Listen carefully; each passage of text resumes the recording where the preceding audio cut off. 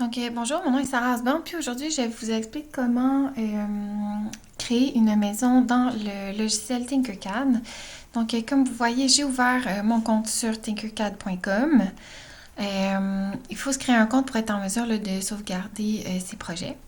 Donc, ici, on a la plateforme de travail, donc le plan de construction, puis à gauche, on a des outils pour pouvoir voir là, le plan sous ses différents angles. Donc, si vous voyez, on clique ici là, sur les 4 plans. Ça permet d'avoir différentes perspectives là, sur l'endroit où on travaille. On a le plus et le moins pour rapetisser ou agrandir et le plan comme ça pour pouvoir toujours revenir à une vue d'ensemble.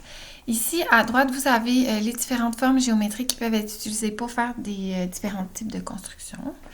On a des formes simples, mais on a aussi des formes en perçage qui vont permettre de venir faire des ouvertures là, dans nos formes géométriques. On a aussi toutes sortes d'éléments prédéfinis, là, donc des créatures, des véhicules, mais on ne s'attardera pas trop là-dessus aujourd'hui puisqu'on veut créer une maison simple. Donc, ma première étape, ça va être de venir créer une boîte qui va être la base de ma maison. Donc, j'utilise les carrés blancs pour venir agrandir ma forme et la monter. Okay, donc, vu qu'on veut une maison, on veut qu'elle soit quand même assez haute. Donc, pour vous montrer ce dont je vous parlais tout à l'heure, si on clique ici sur le plan avant, on va voir notre maison de face. Sur cette flèche-ci, on va voir la maison de haut et ainsi de suite. Donc, moi, je vais la voir de face parce que là, je vais venir créer une porte. En fait, je saute une étape, je m'excuse, je vais la voir de haut. Ma souris bug, pardon.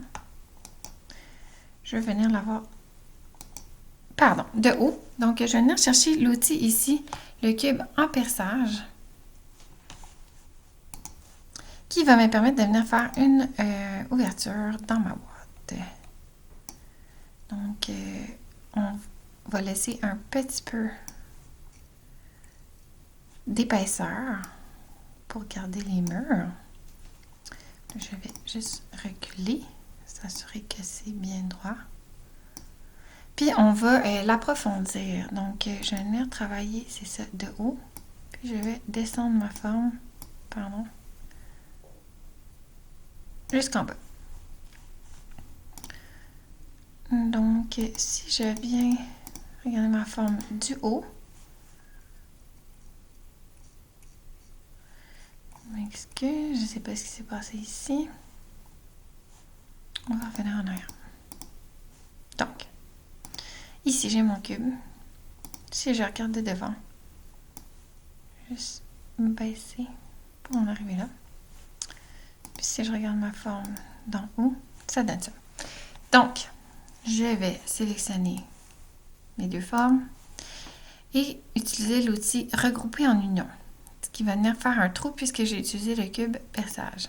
Donc, ma maison devrait être vide.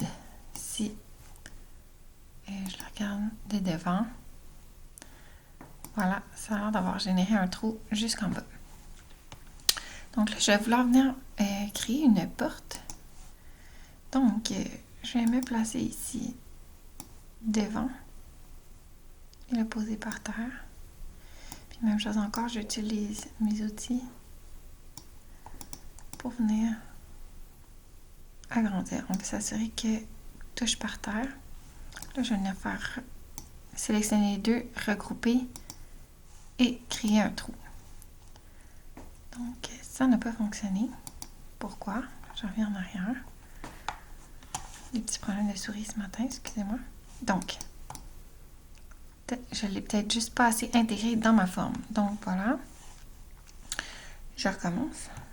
Je sélectionne mes formes et je fais regrouper en union. Donc là, vous voyez, on a un trou à l'intérieur de la maison. Là, ça a fait comme une petite ouverture. Je vais juste aller voir qu'est-ce qui se passe. Donc, je peux faire ici. Mais comme vous voyez, ça a créé une ouverture ici dans le bas. Donc, on veut pas ça. On va revenir en arrière. Donc, je vais juste positionner ma forme pour qu'elle soit dans l'épaisseur du mur, mais pour pas qu'elle dépasse là, à l'intérieur de ma maison. Donc, je rapetisse, je sélectionne et je viens faire regrouper en union pour venir faire un trou. Là, je vais regarder ma maison de face et voilà, on a la porte. Donc, voilà. Si on utilise l'outil ici, pardon, ça nous permet de voir notre maison dans tous les sens. Mais là, je vais juste l'agrandir. Regarder de haut encore, juste pour être sûr que tout est parfait. Donc, je la repositionne de devant.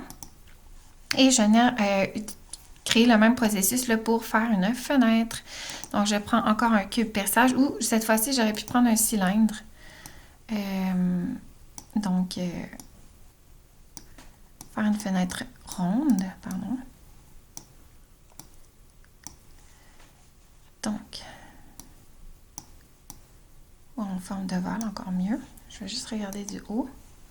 Comme on voit, elle est un peu...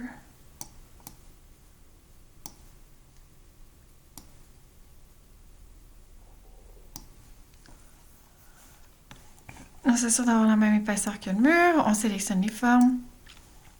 Puis on va faire regrouper. Là, je vais venir regarder en avant, voir qu'est-ce que ça donne. Donc là, on a un beau cadre de porte et une belle fenêtre en ovale. Donc là, je vais juste rapetisser, puis on va venir mettre un toit sur la structure. Donc, je vais venir prendre l'outil pyramide ou je peux utiliser l'outil triangle aussi. Donc, je vais venir le déposer, pardon.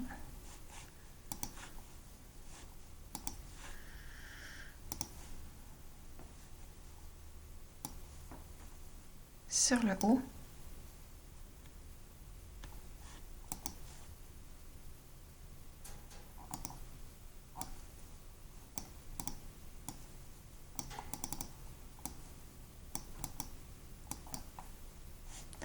Je vais regarder ici ce que ça donne.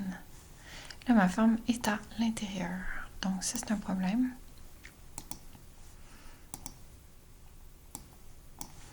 Je cherche à utiliser la goutte d'eau pour l'agrandir. Donc, je vais me placer de face.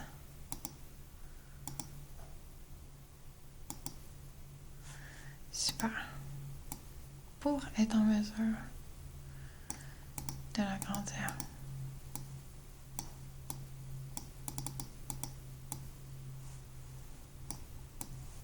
Là, je ne sais pas pourquoi ça ne fonctionne pas. Je vais l'enlever.